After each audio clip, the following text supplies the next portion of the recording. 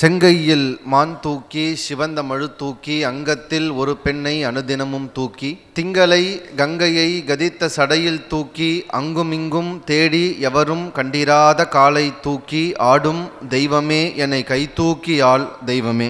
அருட்பெரும் ஜோதி அருட்பெரும் ஜோதி தனிப்பெரும் கருணை அருட்பெரும் ஜோதி. திருவருட்பிரகாச வள்ளல் பெருமானினுடைய சன்மார்க்க எழுச்சி மாநாடு 15வது ஆண்டிலே அடியெடுத்து வைத்து பெரியவர்களினுடைய வாழ்த்தோடு இனிதே தொடங்கி இருக்கிறது. வள்ளல் பெருமானினுடைய குருவருளாலும் அருட்பெருஞ்சோதி ஆண்டவருடைய திருவருளாலும் மிக சிறப்போடு நடந்து கொண்டிருக்கிற இந்த விழாவிற்கு வருகை தந்திருக்கிற அத்தனை சன்மார்க்க அன்பர்களுக்கும் என்னுடைய அன்பு கலந்த வணக்கங்கள். எங்கெல்லாம் ஜோதி இருக்கிறதோ அங்கெல்லாம் பிரகாசம், எங்கெல்லாம் பிரகாசம் இருக்கிறதோ அங்கெல்லாம் எழுச்சி இருக்கும். நம் ஒவ்வொருவருக்குள்ளேயும் ஆன்மா என்கிற பெருஞ்சோதி பிரகாசம் இருக்கிற போது நம் எல்லோருக்குள்ளும் எப்போதும் ஒரு எழுச்சி இருக்க வேண்டும். எழுச்சியோடு உட்கார வேண்டும், எழுச்சியோடு கேட்க வேண்டும். இது என்னுடைய தாழ்மையான ஒரு வேண்டுகோள். ஏன்னா வள்ளல் பெருமானை பற்றி பேசுகிற இடம், சன்மார்க்க சங்கத்தவர்கள் கூடியிருக்கிற இடம் வள்ளலாருக்கு ரொம்ப பிடித்தமான இடம். வள்ளலார் நீ என்னை எங்கே வைக்கணும்னு கேட்டார் தெரியுமா? ஒரு பெரிய கோட்டையில், ஒரு பெரிய மாளிகையில். நம்ம சித்தி வளாக மாளிகைன்னு சொல்கிறோம், அவர் இருந்தப்போ அது மாளிகையாக இருந்துச்சு. ஆனால் வள்ளல் பெருமான் எங்கே தெரியுமா இருக்கணும்னு கேட்டார்? சன்மார்க்க சங்கத்தவர்கள் கூடி இருக்கிற இடத்திலே நான் இருக்க வேண்டும் என்று வள்ளல் பெருமான் ஆசைப்பட்டார். இப்போ வள்ளல் பெருமான் எங்கே இருக்கிறார் என்றால், எங்கெல்லாம் சன்மார்க்க அன்பர்கள் கூடி இருக்கிறோமோ அங்கெல்லாம் வள்ளல் பெருமான் இருக்கிறார் என்பதை நாம் சத்தியமாக நம்ப வேண்டும். வள்ளல் பெருமான் நம் தமிழ்நாட்டில், நம்முடைய தமிழ் மண்ணில், தமிழ் மக்களாக இருக்கிற நமக்கு கிடைத்த ஒரு பெரிய பொக்கிஷம், புதையல். வள்ளலார் இந்த மண்ணிலே அவர் அவதரித்ததற்காக அவர் பிறந்தார். இந்த மண்ணிலே வள்ளல் பெருமான் அவதாரம் செய்தது அப்படிங்கிறது நமக்கெல்லாம் ரொம்ப கொடுத்து வச்சிருக்கணும். நான் எப்பவுமே சொல்லுது உண்டு, வள்ளலார் எங்கே வேணாலும் பிறந்திருக்கலாம்ல, எங்கே வேணாலும் வள்ளலார் பிறந்திருக்கலாம். ஆனால் அவர் குறிப்பாக எங்கே பிறந்தார்? தமிழ்நாட்டில் பிறக்கிறார். சன்மார்க்க சங்கத்தை எங்கே தோற்றுவிக்கிறார்? குறிப்பாக தமிழ்நாட்டில் தோற்றுவிக்கிறார். நம்ம வள்ளலாருக்கு நன்றி சொல்றது ஒரு பக்கம் இருக்கட்டும், வள்ளலார் தமிழ்நாட்டில் பிறந்ததற்காக நன்றி சொன்னார். அதுதான் ரொம்ப முக்கியமானது. எனக்கு வள்ளல் பெருமானினுடைய வார்த்தைகளிலே ரொம்ப பிடித்த வார்த்தையிலே ஒன்று, அவர் இங்கே இந்த மண்ணிலே அவதாரம் செய்ததற்காக இறைவனுக்கு நன்றி சொல்லுகிறார். தமிழிலே பிறந்ததற்காக, தமிழ் மொழியை பேசுவதற்காக என்னை படைத்தமைக்கு நன்றி என்று சொல்லுகிறார். அப்படி தமிழுக்கும் தமிழ்நாட்டுக்கும் கிடைத்த ஒரு பெரிய பொக்கிஷம் வள்ளலார். வள்ளலார் அவருடைய சின்ன வாழ்க்கையிலிருந்து நம்ம அவரை பார்த்துட்டு இருக்கோம். அந்த குழந்தை எப்படி கருணையோட வள்ளல் பெருமான் இருந்தாருன்னா, நான் உண்மையா மனசார நினைக்கிறது தான், நானோ இல்லை நீங்களோ திடீர்னு கருணையோட இருக்கலாம்னு முடிவு பண்ணிடலாம். கருணையா இருக்க முடியாது. கருணை என்பது ஒவ்வொருவருடைய ஆன்மாவில் இயல்பாகவே இயற்கையாகவே வரக்கூடிய ஒன்றுதான் கருணை. அது எல்லாருக்கும் வராது, இயல்பிலே வரணும்.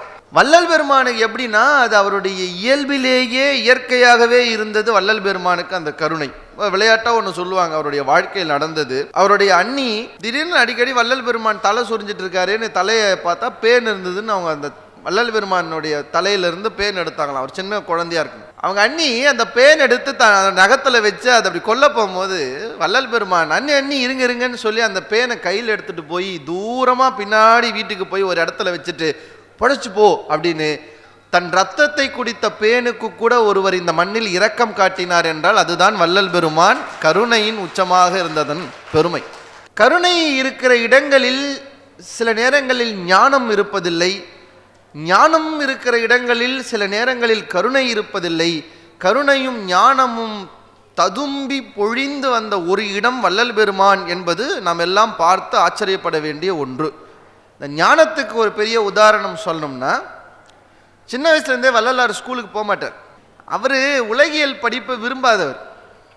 ஸ்கூலுக்கு போக மாட்டேன், அவங்க அண்ணனோட சண்டை. சரிப்பா, அப்பா இல்லைன்னு வச்சுக்கோங்க, தம்பியை ஒழுங்காக வளர்க்க வேண்டிய பொறுப்பு அண்ணனுக்கு இருக்குது. வள்ளலாருடைய அண்ணாவுடைய பேர் என்னங்க? அப்பப்போ கேட்குறேன், நீங்களும் கொஞ்சம் இருந்தீங்கன்னா சந்தோஷம். சபாபதி அவர்கள். அவர் கோவம் வள்ளலார் மேலே. ஏன்னா ஸ்கூலுக்கு அமிச்சா போக மாட்டேங்கிறார், ஒழுங்காக படிக்க மாட்டேங்கிறார், திட்டாரு வீட்டுக்கே வராதன்ட்டு. ஐயா பாவம் சின்ன பையனை பசிக்கும், அண்ணனுக்கு தெரியாமல் பின்வாசல் வழியாக வந்து அண்ணிக்கிட்ட சாப்பாடு வாங்கி சாப்பிட்டு போவார். சில நேரங்களில் வரமாட்டார். அண்ணி அழுவாங்க, சாப்பிட்றானா இல்லையான்னு தெரியலையே, சாப்பிட்டானா இல்லையான்னு தெரியலையேன்னு ஒரு வருத்தம் இருக்கும். திடீர்னு அவங்க வீட்டில் ஒரு திதிக்கு சமையல் நல்லா பிரமாதமாக சமைச்சு போடுறார். அண்ணன் என்னதான் கோபமாக இருந்தாலும் சபாபதிக்கு மனசில் ஒரு வருத்தம் உண்டு. தான் தம்பி வந்து இதில் சாப்பிடல, எல்லாரும் ஊரே வந்து நல்லா சமைச்சு நல்லா சாப்பிட்டு போகுது ருசிக்க, என் தம்பி சாப்பிடல. ஆனால் அவருக்கு ஒரு மனசில் ஒரு எண்ணம், எப்படியும் இவர் பின்வாசல் வழியாக வருவார், நம்ம அம்மா நமக்கு தெரியாமல் போட தான் போயிட்டு போகுதுன்னு விட்டுட்டார். ஆனால் அன்றைக்கி ரொம்ப லேட்டாக வந்தார் வள்ளலார். அண்ணி பரிமாறும் போது அழுதுகிட்டே பரிமாறுறாங்க. வள்ளலாருக்கு யார் அழுதாலும் பிடிக்காது, யார் அழுதாலும் அவர் தாங்கிக்க மாட்டார். அண்ணி ஏன் அழறீங்க அப்படின்னு கேட்குறாரு. சொல்கிறாரு, நீ இப்படி வந்து தான் சாப்பிட்ணுமா, நீ இந்த மாதிரி சாப்பிட்றத நினச்சாலே எனக்கு கஷ்டமாக இருக்குப்பா. சரிங்க அண்ணி, நான் என்ன பண்ணணும்னு சொல்லுங்க. நல்லா படிக்கணும்ப்பா.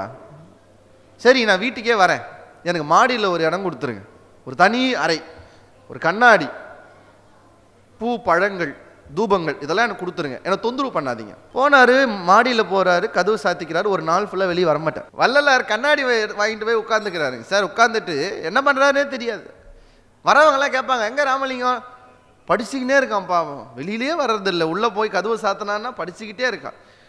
வள்ளலார் என்ன படிச்சுட்டு இருந்தாருன்னு இவருக்கு தெரியாது. அவர் என்ன புக்கை எடுத்துகிட்டு போய் உட்காந்து படிச்சுட்டு இருந்தார்? இல்லை, அவர் இந்த பிறவியின் படிப்பையெல்லாம் ஒரு அறையில் உட்கார்ந்து கொண்டு படித்து கொண்டிருந்தார். நாம் எல்லாம் பிறவி முழுக்கவும் யாரோ எழுதியதை படித்து கொண்டிருக்கோம். ரெண்டுத்துக்கும் வித்தியாசம் இருக்குது.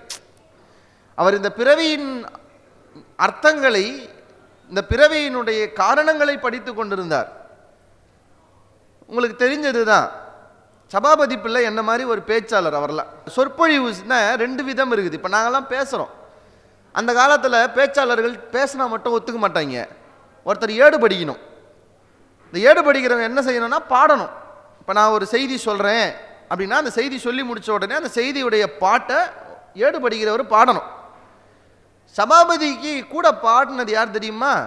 ஒரு பொண்ணு. அந்த அம்மா வந்து ஒரு கணவனை இழந்த கைம்பெண். அந்த அம்மாவை கூட்டிகிட்டு தான் சபாபதி போகிற இடத்தெல்லாம் சொற்பொழிவு செய்வார். இந்த சொற்பொழிவு செய்யும் போது அவருக்கு நிறைய சிக்கல் உண்டு. ஏன்னா அந்த காலத்தில் கைம்பெண்ணை எல்லாரும் பார்க்கக்கூடாது. அப்போ அவர் இப்போ இந்த மேடையில் அவர் கூப்பிட்டீங்கன்னு வச்சுக்கோங்க, ஒரு பேச்சுக்கு இப்போ சபாபதியை கூப்பிட்டுருக்கீங்கன்னா அவர் ஒரு அரை மணி நேரம் முன்னாடியே வந்து ஒரு 4 குச்சி நட்டு ஒரு வெள்ளை துணியை சுற்றி கட்டிட்டு அது உள்ளே அந்த அம்மாவை உட்கார வச்சுட்டு அவர் பக்கத்தில் நின்று அவர் பேசுவார். அந்த அம்மா உள்ளேருந்து ஏட்டிலேருந்து குறிப்பு சொல்லும், பாடம். அந்த அம்மாவை பார்க்கக்கூடாது யாரும், திரை போட்டு வைக்கணும். இவ்வளோ சிரமப்பட்டு அந்த அம்மாவை ஏன் கூப்பிட்டு சுற்றினாருன்னா, அந்த அம்மா கைம்பெண், வறுமையில் இருக்குது. இப்படி வந்து ஒரு ஏடு படிச்சதுன்னா அது கொஞ்சம் காசு வரும்னு. வள்ளலாருக்கு கருணை இருக்குன்னா அவங்க அண்ணனுக்கு கருணை இல்லாமல் இருக்குமா? கருணை இருக்கும் தானே. கூப்பிட்டு வந்தேன். ஒரு நாள் அந்த அம்மாவால் வர முடியல, ரொம்ப உடம்பு சரியில்லாமல் போயிடுச்சு. நான் அந்த நிகழ்ச்சியவே கேன்சல் பண்ணணும் அப்படின்னு சபாபதி நினைக்கிறார். ஆனால் அவருக்கு மனசில் ஒரு விஷயம் தோணுது. என்ன, அப்பப்போ ரூமில் போய் கதவு சாத்திட்டு ரொம்ப படிச்சுட்டான், கூட வந்தால் கொஞ்சம் நல்லா இருக்கும். அண்ணியார்கிட்ட சொல்கிறேன், அண்ணி இப்போ சொல்லுமா வரானான்னு கேளு, நான் சொல்கிறேன் வருவான். ராமலிங்கம் போறியா? சரிங்க அண்ணி போகிறேன். முதலாக வள்ளல் பெருமான் மேடை ஏறியது அப்போது தான். ஆனால் என்ன ஆச்சரியம் தெரியுமா? சபாபதி அவர்கள் அரை மணி நேரம் ஆற்றிய சொற்பொழிவுக்கு கூட மயங்காத கூட்டம் வள்ளல் பெருமான் எடுத்து கொடுக்கிற ஒரே ஒரு மேற்கோள் பாட்டுக்கு மயங்கியது போதுதான் சபாபதி தெரிந்து கொண்டார், எனக்கு பிறந்தது சாதாரண மகனாக தம்பியாக ஒரு மனிதன் பிறக்கவில்லை, பிறந்தது அருட்ஜோதியான தெய்வ குழந்தை என்பதை சபாபதி அப்போதுதான் தெரிந்து கொண்டார். அப்புறம் உங்களுக்கு தெரியும், முத்தையால்பேட்டையில் ஒரு நிகழ்ச்சி, ஒரு வணிகரோட வீட்டு நிகழ்ச்சி, சபாபதியால் போக முடியல. ராமலிங்கத்தை எதுக்கு அனுப்பிச்சு வைக்கிறாரு? நான் வரலன்னு போய் சொல்லிட்டுவான்னு சொல்லி அனுப்பிச்சு வைக்கிறார்.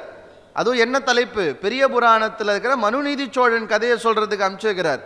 நம்ம ஐயா போறாரு, ராமலிங்கம் ரொம்ப சின்ன வயசு தான் சொல்லுவாங்க, 14, 15, 16 வயசுக்குள்ள தான் போறாரு. அண்ணன் வரலன்னு சொல்ல சொன்னாரு. அண்ணன் வரலனா போது, நீ தான் வந்திருக்கிறல்ல, எதையாவது சொல்லிட்டாது போ, சும்மா போகாத, மேடை போட்டாச்சு, ரொம்ப பெருசாக அலங்காரம் பண்ணியாச்சு, கூட்டத்தை கூட்டியாச்சு, பேசிட்டு போப்பா. எல்லாரும் நினைச்சாங்க சும்மா பேசிட்டு போறாரு. வள்ளல் பெருமான் மேடை ஏறி பெரிய புராணத்தை பேச பேச பேச பேச பல மணி நேரம் கடந்தது கூட தெரியாமல் அந்த கூட்டம் தன்னையே மறந்து கேட்டபோதுதான் வள்ளல் பெருமான் உண்மையில் யார் என்பதை சபாபதி மட்டுமல்ல மக்களும் சேர்ந்து புரிந்து கொள்ள தொடங்கினார்கள். எனக்கு என்ன ஒரு பெரிய சந்தோஷம் இதில்னா, நான்லாம் என்ன மாதிரி பேச்சாளருக்கலாம், பேச்சாளராக இருக்குது என்ன பெருமை, எங்கள் ராமலிங்க அடிகளாகிய திருவருட் பிரகாச வள்ளலாரே பேச்சாளராக இருந்திருக்கிறார் என்பதெல்லாம் எங்களுக்கு ஒரு பெரிய மகிழ்ச்சி. சரி, இந்த பேச்சுக்கு அவருக்கு ஞானம் எங்கிருந்து வந்ததுன்னா, அவர் அறையில் உட்கார்ந்து கொண்டு பெரிய புராணத்தை படிக்கல. திருவிளையாடற் புராணத்தை வாதவூர் அடிகளுக்கான அந்த உபதேசங்கள் முதல் நாள் ஏடு படிச்சாரே, அவர் அதெல்லாம் உட்கார்ந்து படிக்கல. ஒரு புத்தகத்தை எடுத்து வைத்து படிக்காமலேயே இத்தனையையும் வள்ளல் பெருமானால் எப்படி சொல்ல முடிந்தது? பெரிய புராணத்துல வார்த்தை வருது சார், உலகெல்லாம் உணர்ந்து ஓதற்கு அரியன், நிலவுலாவிய நீர்மலி வேலியன், அலையில் சோதியன், அம்பலத்தாடுவான். இதுல உலகெல்லாம்னு ஒரே ஒரு சொல் வருது பாருங்க, உலகெல்லாம். இந்த உலகெல்லாம் என்கிற சொல்லுக்கு என்னென்ன உலகம்னு பட்டியல் போட்டார். இப்போ நீங்க உரைநடை பகுதி நூல் எடுத்தீங்கன்னா, உலகெல்லாம் என்ற சொல்லுக்கிட்ட உரைன்னு கிட்டத்தட்ட 100 பக்கத்துக்கு உலகெல்லாம் என்கிற ஒரே ஒரு சொல்லுக்காக ஒருவர் உரை எழுதியிருக்கிறார் என்றால் வள்ளல் பெருமானை தவிர வேறு யாருமே எழுதியது. பெரிய புராணத்துக்கு எவ்வளவோ உரை வந்திருக்குது, எவ்வளவோ பேர் உரை எழுதிட்டாங்க சார். ஆனால் நான் வியக்கிறேன், உலகெல்லாம் என்கிற ஒரு சொல்லுக்கு 100 பக்கங்களுக்கு உரை எழுதிய ஒரே தமிழறிஞர் வள்ளல் பெருமான் என்பதெல்லாம் நாம் பெருமைப்பட வேண்டிய விஷயம். நான் ஏன் இந்த மாநாட்டில் இதை சொல்றேன்னா, நானும் என்னுடைய அன்பிற்குரிய சாது ஜானகிரமன் ஐயாவும் இங்கே பேசிட்ட போது சொன்னோம், வள்ளல் பெருமானை ஒரு ஆன்மீகவாதியாக, துறவியாக, தத்துவவாதியாக கொண்டு போவதற்கு நிகராக இந்த மண்ணில் பேசப்படாத தமிழறிஞராக அவர் மாறிவிட்டார். எல்லாரும் தமிழறிஞர் யார் யாரையோ சொல்ற, எல்லாம் தமிழறிஞர் தான், இல்லைன்னு சொல்லலை. ஆனால் ஒரு விஷயத்தை நம்ம ஞாபகம் வச்சுக்கணும், என்னன்னா தமிழிலே வள்ளல் பெருமான் செய்த அற்புதங்கள் வேறு யாரும் செஞ்சதில்லை. எல்லாரும் என்ன சொல்றாங்க, மகாகவி பாரதி தான் தமிழை எளிமைப்படுத்தி கொடுத்தார். யாரு? பாரதியார் எளிமைப்படுத்தி கொடுத்தார். அதுக்கு என்ன சொல்றாங்க பாருங்க, நீடு துயில் நீக்க பாடி வந்த நிலா. பாரதிதாசன் சொல்றாரு, பாரதியார்.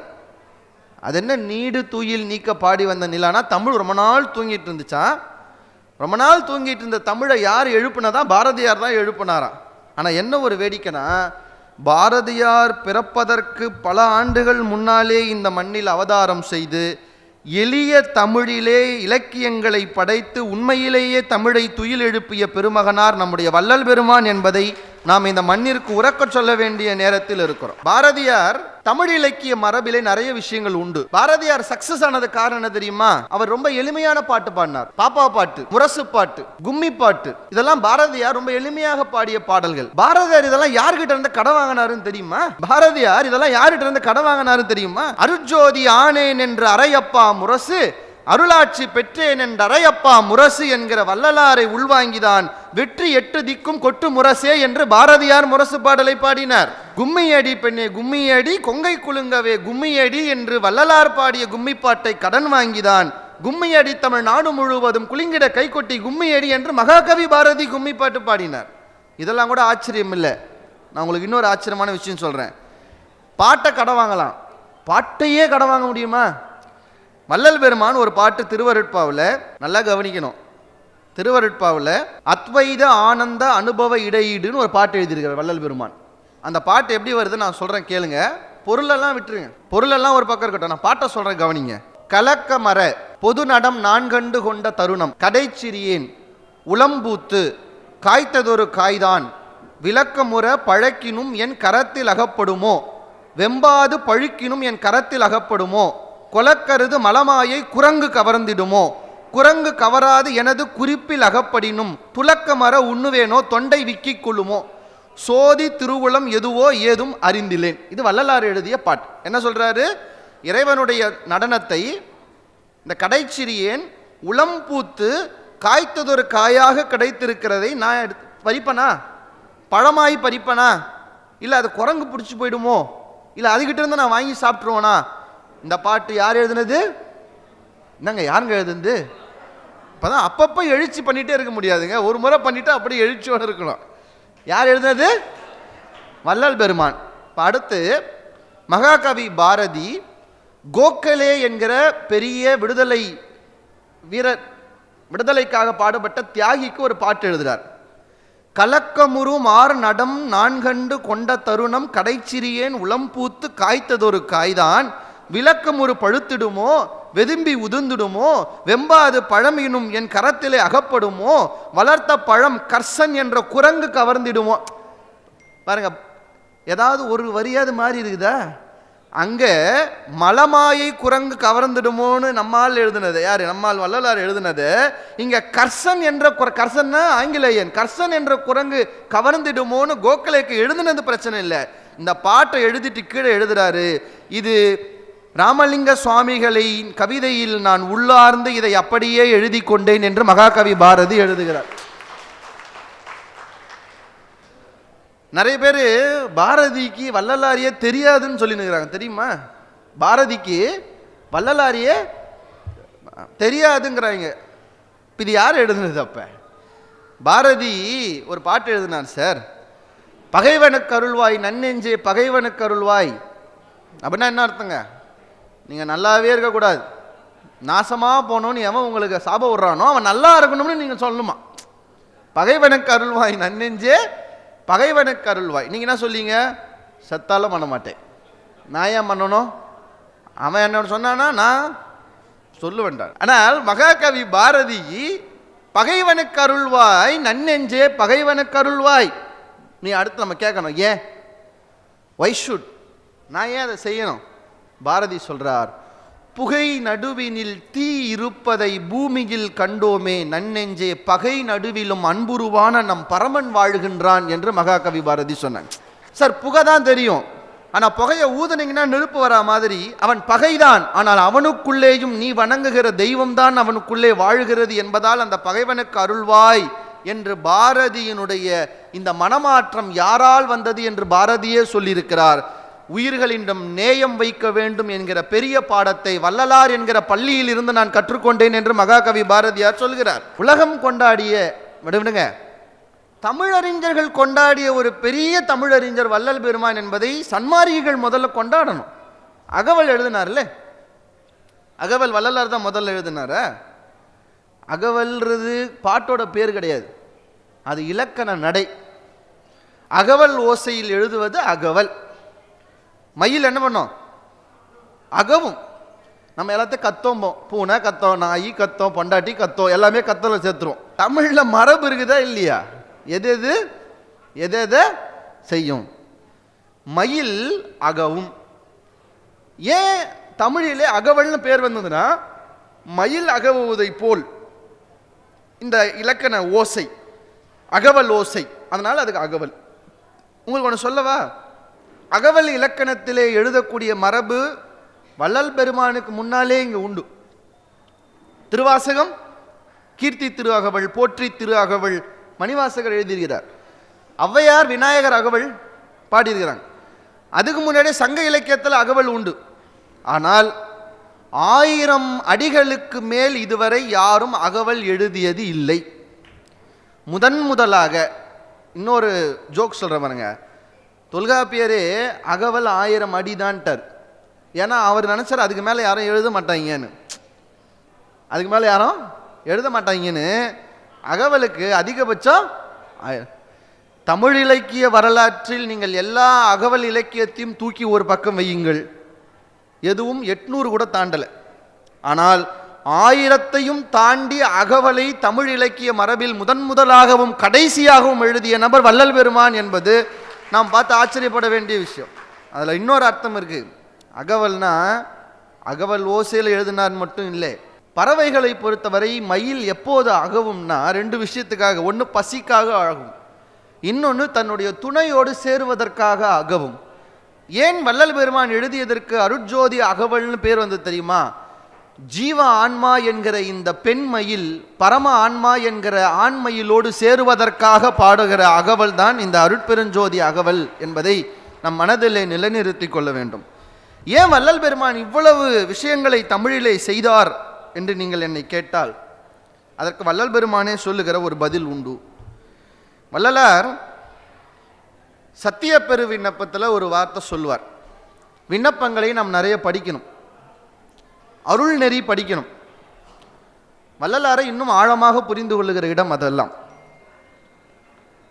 சத்திய பெரு விண்ணப்பத்தில் வள்ளலார் சொல்றார், நல்லா கவனிங்க.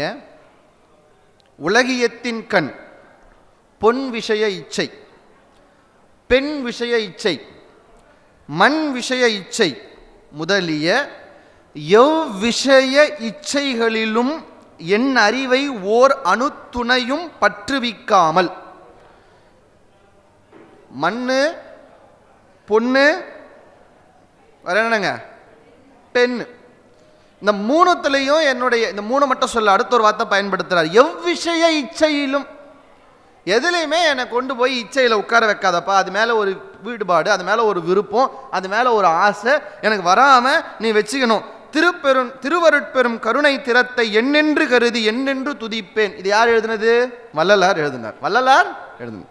ஆனால் அதே வள்ளலார் விண்ணப்பத்திலே சொல்லுகிறார், டம்பத்தையும் ஆராவாரத்தையும் பிரயாசத்தையும் பெருமறைப்பையும் போதுபோக்கையும் உண்டாக்குகின்ற ஆரிய முதலாகிய பாஷைகளில் எனக்கு ஆசை செல்லவட்டாமல் பயிலுதற்கும் அறிதற்கும் லேசுடையதாய். தமிழ் எப்படிங்க? லேசா. நம்ம புள்ள ஏபிசிடி படிக்குது, காங்காசனா படிக்க சொன்னா இவ்வளவு கஷ்டமா இருக்குதுங்குது. வள்ளலார் என்ன சொல்றார்? லேசுடையதுங்கிற. பயிலுவதற்கும் அறிதற்கும் லேசுடையதாய், பாடுவதற்கும் துதிப்பதற்கும் மிகவும் இனிமையுடையதாய். அந்த இனிமைதான் சார். வேதம் அழகு, வேதங்களை உச்சரிக்கிற விதம் அழகு, தெய்வீகமானது. ஆனா இனிமை வள்ளல் பெருமானினுடைய பாடலே சாட்சியா இல்லையா? எனக்கும் உனக்கும் இசைந்த பொருத்தம் என்ன பொருத்தமோ, இந்த பொருத்தம் உலகில் பிறர்க்கு எய்தும் பொருத்தமோ. எவ்வளவு இனிமையா இருக்குது இல்லையா? எனக்கும் உனக்கும் இசைந்த பொருத்தம் என்ன பொருத்தமோ, இந்த பொருத்தம் உலகில் பிறர்க்கு எய்தும் பொருத்தமோ. அவ்வளவு அழகா எழுதுகிறார் வள்ளலார். சொல்றாரு, அது லேசானதுங்கிறது பிரச்சனை இல்லை, இனிமையானதுங்கிறது கூட பெரிய விஷயம் இல்லை சார். அடுத்து சொல்றார், சாகா கல்வியை லேசில் அறிவிக்கிற திருவருள் வளத்தால் கிடைத்த தான் முக்கியம். ஏன்னா மற்ற மொழிகளை மனிதர்கள் கொடுப்பார்கள், மனிதர்கள் உருவாகி இருப்பார்கள். ஆனால் திருவருள் வளத்தால் கிடைத்த தென்மொழியாகிய தமிழிடத்தை மனம் பற்ற வைத்ததற்கு இறைவா உனக்கு நன்றி என்று வள்ளல் பெருமான் எழுதுகிறார். நான் என்ன ஆச்சரியப்பட்டேன்னா, எவ்விஷய இச்சையிலும் எவ்விஷய இச்சையிலும் என்று எதலையும் இச்சையே வேண்டாம் என்று சொன்ன வள்ளல் பெருமான் கூட இச்சையுற்று ரசித்தது தமிழில்தான் என்று சொன்னால் எவ்வளவு பெரிய கொடை தமிழிலே அவர் வைத்ததற்கு. நம்ம அடுத்த ஒரு கேள்வி கேட்கணும். எவ்விஷயத்திலும் இச்சை இல்லைன்னு சொல்லிட்டு எதுக்கு தமிழில் இச்சை வச்சாரு? கேட்கணுமா இல்லையா? எவ்விஷயம்ல தமிழை தானே சேர்த்துக்கணும்.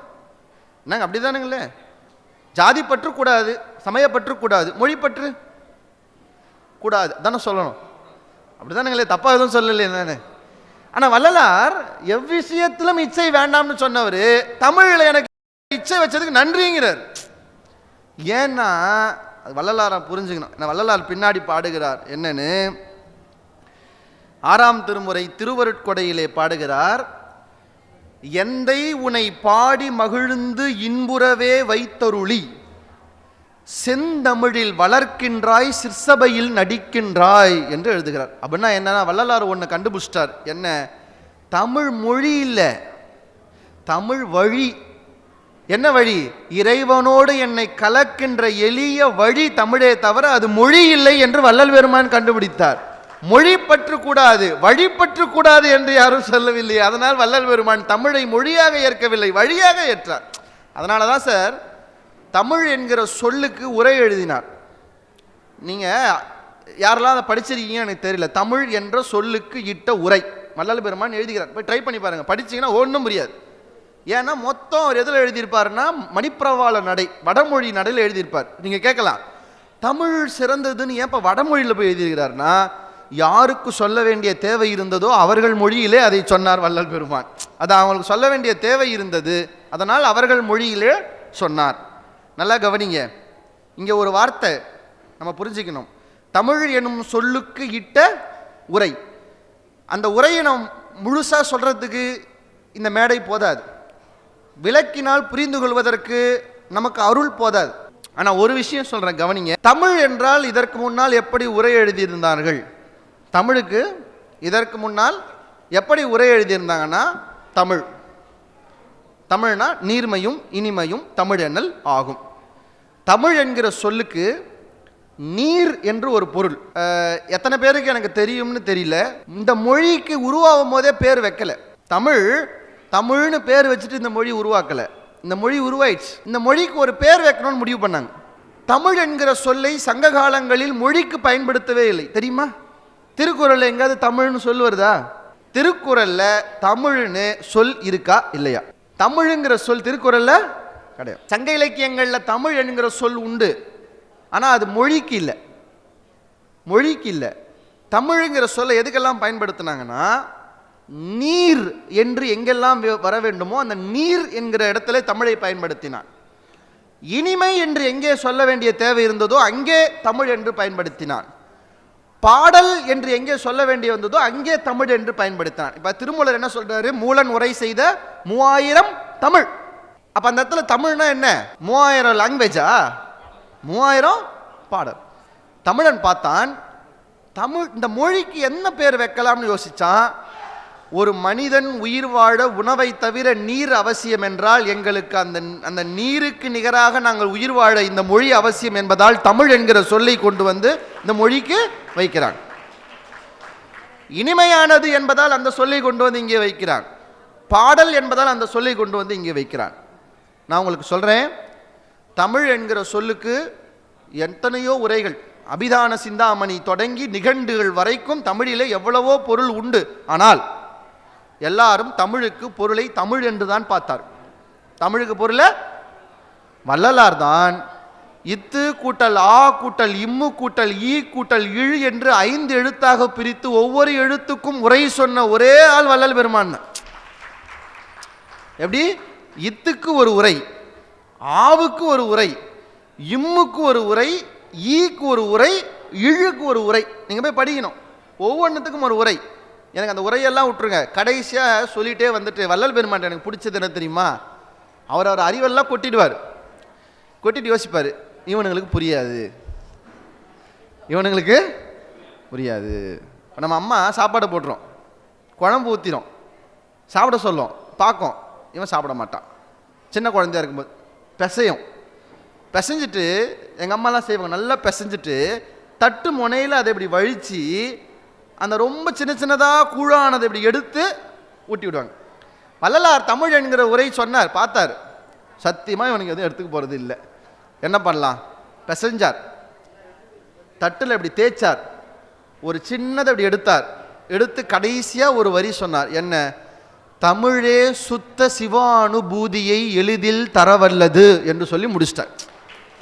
அப்படின்னா என்ன அர்த்தம் தெரியுமா? சிவன் அனுபூதி உங்களுக்கு கிடைக்க வேண்டும் என்றால் தமிழை படித்தாலே போதும் என்று வள்ளல் பெருமான் சொன்னான். இப்போ நான் வரேன், தமிழ் படிக்கணும்னா என்ன படிக்கணும்? இப்போ நான் சொல்லிட்டேன்ட்டு நீங்கள் பாட்டு வீட்டுக்கு போய் குங்குமம் குமுதம் கற்கண்டெல்லாம் வாங்கி வச்சுன்னு தம்பி தமிழ் படிக்க சொன்னாருன்னு அதை போய் படிச்சுன்னு இருக்கக்கூடாது. தமிழில் எதை படிக்கணும் அப்படின்னா அதையும் வள்ளல் பெருமான் கொடுத்து விட்டார்.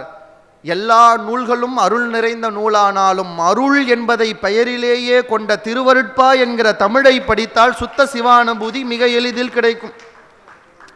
வள்ளலார் ஏன் அது அப்படி கிடைக்கும்னு என்ன கேட்டிங்கன்னா, திருவருட்பாவினுடைய ஒவ்வொரு பாடலிலும் ஒவ்வொரு பாடலுடைய ஒவ்வொரு சொல்லிலும் தமிழ் கலந்திருக்கிறதா என்று எனக்கு தெரியாது, ஆனால் அருள் ஜோதி ஆண்டவர் கலந்திருக்கிறார்.